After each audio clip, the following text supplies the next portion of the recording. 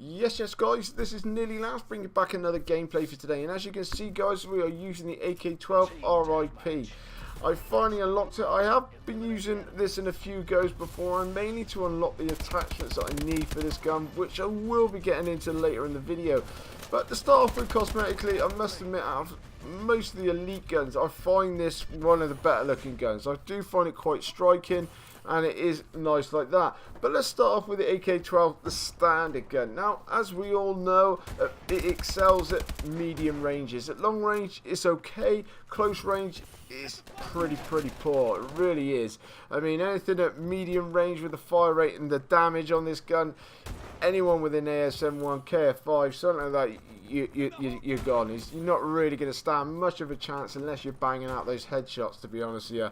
So let's bring it forward to the R.I.P. Now the R.I.P, the damage goes up, the accuracy goes up, and this helps this gun no end. I can understand why.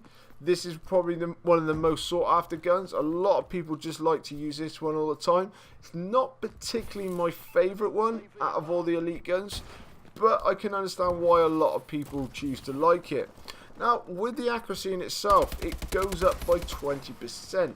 Do you know what I mean? This is going to help with your long range. And I mean, what it does is it takes you to 25, and you've got a 4-shot kill at pretty much any range. So that is absolutely fantastic for this gun. It makes it a lot more competitive.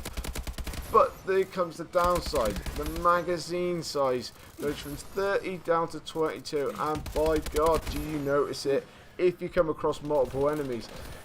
Any situation where you're getting, say, like 2-3 people, if you're not getting all your shots on target, you're going to be reloading constantly, and if you've missed a few of those shots, someone hasn't quite died, you're going to be needing a boost, dash, and try and jump out the way. This is where the attachments come into play, especially with this gun. The most important one out of all of them is got to be extended mags. I mean, that's one of those ones, as soon as you unlock this, or any AK-12, you want to be making sure that you've got extended mags ready to stick straight on this gun, because it's going to help you no end. Any situation, like I say, with multiple enemies, without that on, you can be at such a disadvantage, and that is the major downside to this gun. But apart from that, you will not need foregrip at all. This is like a laser beam. It really is. I can understand why people have been saying it is. It is so straightforward. With the fire rate as itself, you can hold the trigger down, and it is so easy to control. It really is. It's pretty much straightforward. And then obviously with the damage on this gun and the increased accuracy, it is absolutely fantastic in that way. It absolutely excels. So the only other one that I personally would be saying definitely to stick on is stock. That's going to help out in your medium to close ranges.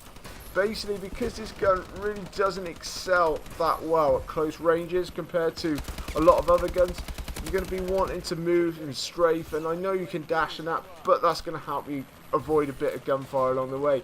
You can be chucking on the wild card and having quick draw on as well. I don't particularly have it. I haven't quite unlocked it yet, so I don't have that one on. I am just running the 3 kill streaks at the moment. Now, obviously, depending on what type of game modes and what type of player that you are, personally, for me, with this type of gun, I would be running lightweight.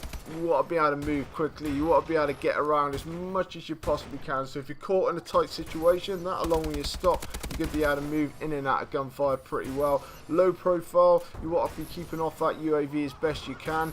I know you can pick people off at longer ranges, but it's always helps to be able to stay off that mini-map as much as you possibly can. Then fast hands. Even though with extended mags you got on this gun, you still got not that many. I don't find it a hell of a lot. I still find myself reloading quite a bit, and I think fast hands is pretty much a must with this gun. Along with that is the usual two that I think you pretty much should have on pretty much every class, which is toughness and blast suppressor. Last thing you want, like I said before, is people know when you're boosting around, jumping around, and certainly you come up against someone with toughness, you're at a major disadvantage if you haven't got it on yourself. But overall, I've got to say, I really enjoy this gun. I really do. I wouldn't be recommending it for anything like hardpoint or domination, unless you're not that much of an objective kind of player and maybe you're trying to keep to the outside of the maps and try and protect your mates. But for me, this is more team deathmatch, kill confirm kind of gun. But anyway guys, that's my little rundown on the weapon. Hope you enjoyed it. Please drop a thumbs up on this video, help me support my channel. That'd be absolutely amazing, guys. But into the gameplay itself, there you go, 23 for 6. Did get picked off a few people off the roof, but that always happens on Sideshow. But as you can see coming up on the screen now is my subscribe button. Please click on that and come back and check more daily videos. Please check out some of my previous videos, and like I say, please like this video and support my channel. Thank you very much, guys. This is Nearly Last, and I'll catch you later.